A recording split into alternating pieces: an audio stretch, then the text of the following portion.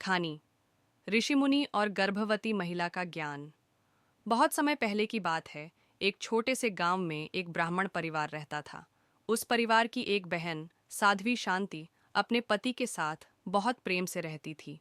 शांति का मन बहुत शुद्ध था और उसकी एक ही इच्छा थी कि वह अपने जीवन में आत्मज्ञान और भक्ति के उच्चतम स्तर तक पहुंच सके। लेकिन हाल ही में शांति गर्भवती हुई थी और उसका शरीर और मन दोनों ही बदल रहे थे। कभी सुख का अनुभव करती तो कभी मानसिक कष्टों से घिरी रहती। इस कारण वह अपने जीवन के उद्देश्य को लेकर कुछ उलझन में थी। एक दिन शांति ने सोचा कि अगर वह किसी ज्ञानी आर्ष से शिक्षा प्राप्त करे तो शायद उसके मन को शांति मिल सके। तो उसने निर्णय लिया कि वह पास के जंगल में रहने वाले महर्षि गौतम के पास जाएगी। महर्षि गौतम अपनी गहरी तपस्या के लिए प्रसिद्ध थे और उनके पास आने वाले हर व्यक्ति को ज्ञान और समाधान मिलता था। शांति अपने गर्भ से जुड़े हुए हर प्रश्न का उत्तर जानने के लिए महर्षि के पास पहुंची। जंगल में घुसते ही उसे एक विशाल आश्रम दिखाई दिया, जिसमें अनेक आर्षि मुनि ध्यान और तपस्या में लीन थे। शांति ने महर्षि गौतम के पास पहुंचने के बाद प्रणाम किया और अपने प्रश्न पूछने शुरू किए। महर्षि, मैं गर्भवती हूँ, लेकिन मुझे महसूस होता है कि मेरे भीतर कुछ बहुत बड़ा बदलाव हो रहा है। मेरे मन में कई विचार आते हैं और शरीर भी कुछ नया अनुभव कर रहा है। क्या यह सब सामान्य है? शांति ने कहा। महर्षि गौतम ने शांति को ध्यान से सुना और उसे एक शांत स्थान पर बैठने का निर्देश दिया। फिर उन्होंने उसे गहरे ध्यान में जाने के लिए कहा और बोले, शांति, तुम जो अनुभव कर रही हो वह कोई साधारण बात नहीं है।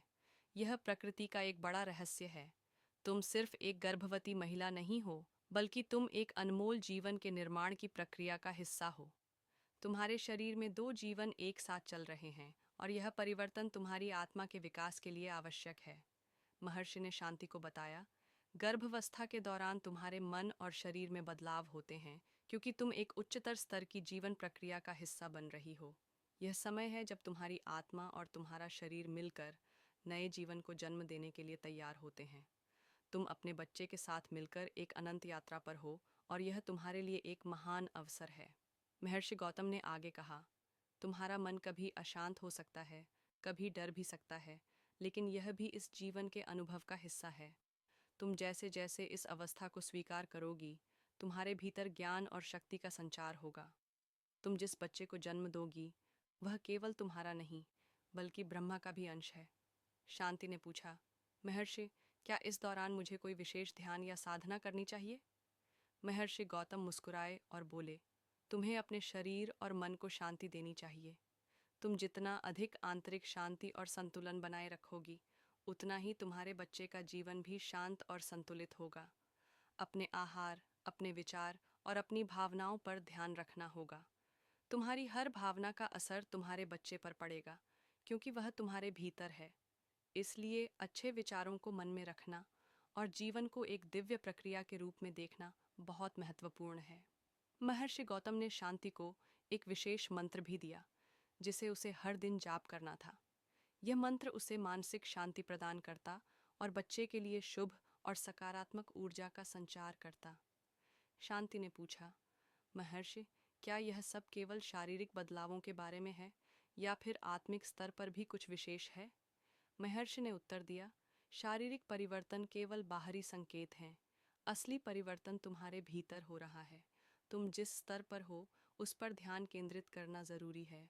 जब एक महिला गर्भवती होती है तो उसके भीतर ब्रह्मा का रूप जागृत होता है।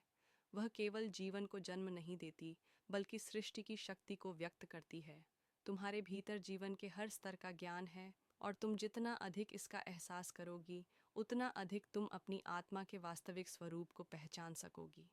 शांति ने महर्षि की बातों को मन और आत्मा से महसूस किया। उसके भीतर एक नई शक्ति का संचार हो गया। उसने संकल्प लिया कि वह इस ज्ञान को न केवल अपने जीवन में, बल्कि आने वाले बच्चे के जीवन में भी लागू करेगी। उसने गर्भावस्था के समय को एक आंतरिक यात्रा के रूप में स्वीकार किया और धीरे धीरे उसके मन में एक स्थिरता आ गई। महर्षि गौतम ने शांति को आशीर्वाद दिया, तुम्हारा संतान सुखमय होगा, क्योंकि तुमने अपनी यात्रा को सही तरीके से समझा और अपने भीतर के ज्ञान को स्वीकार किया। जब तुम अपने बच्चे को जन्म दोगी तो तुम अपने भीतर एक नई शक्ति का अनुभव करोगी।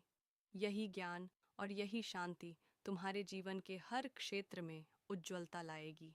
शांति वापस अपने घर लौटी और उसने महर्षि के उपदेशों को अपनी दिनचर्या का हिस्सा बनाया।